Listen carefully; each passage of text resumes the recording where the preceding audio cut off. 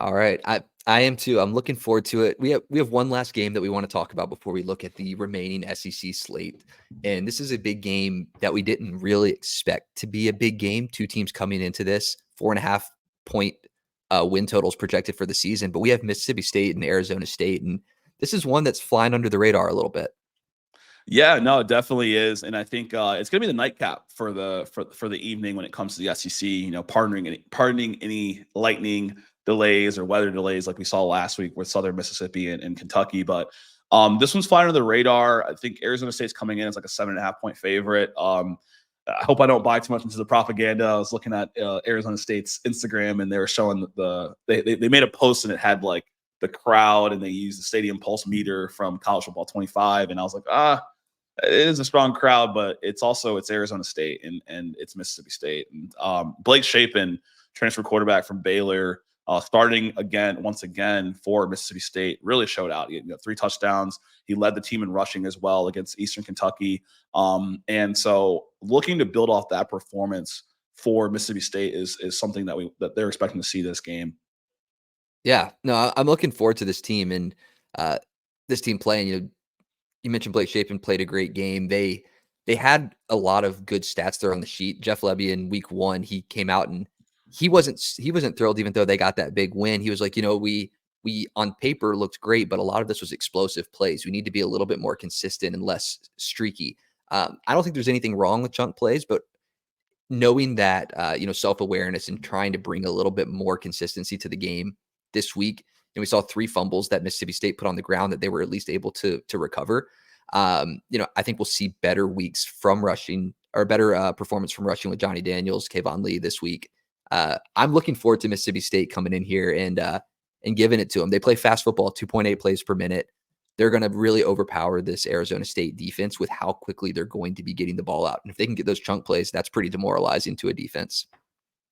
Yeah, no, the chunk plays are important, and I understand where Jeff Lebby's coming from, right? Like once you get into conference play, those bigger plays are going to be hard to have set up, especially when you look at even if you just go off the recruiting profiles for some of the top higher SEC schools compared to Mississippi State. They're not getting the same players, the same caliber of players. They have a ton of talent, so you want to use these types of games to tease out what works in the offense. Establish the run game. They have the transfer running back, I believe, from Utah as their running back over there at Mississippi State. And they had a great performance from their top transfer receiver from UTEP.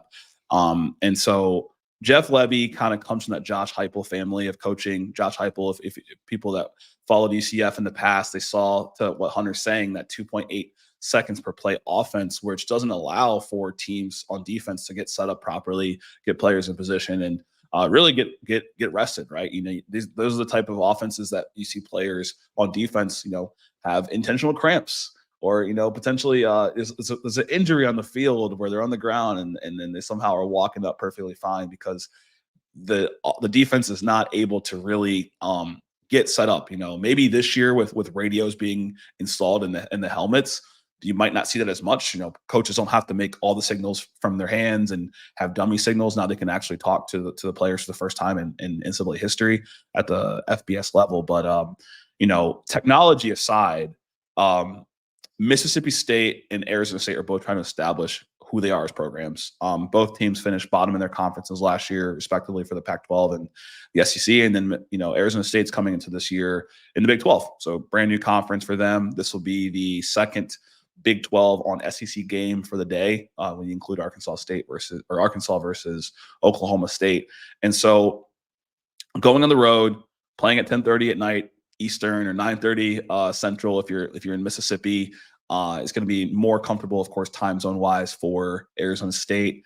And the quarterback play last week was pretty good. I think Arizona State won 48-7, and so that's something that this will be the first legitimate offense that Mississippi State faces. Obviously, you got to feel good about the defensive performance, but like you said, I don't want to say ball control, but controlling the possessions of the football is important. And so if they can, try not to put the ball on the ground as much, you can do that when you play for Eastern Kentucky, or you're playing against Eastern Kentucky, but you can't do that against Arizona State. This is a legitimate team, and we'll see.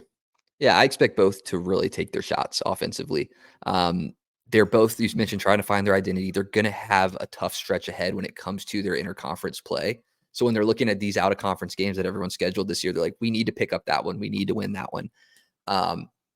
You want to win every game, but this one really probably means a lot to these teams because they're coming in, off of week one. They want to get a win here, set the tone for the season.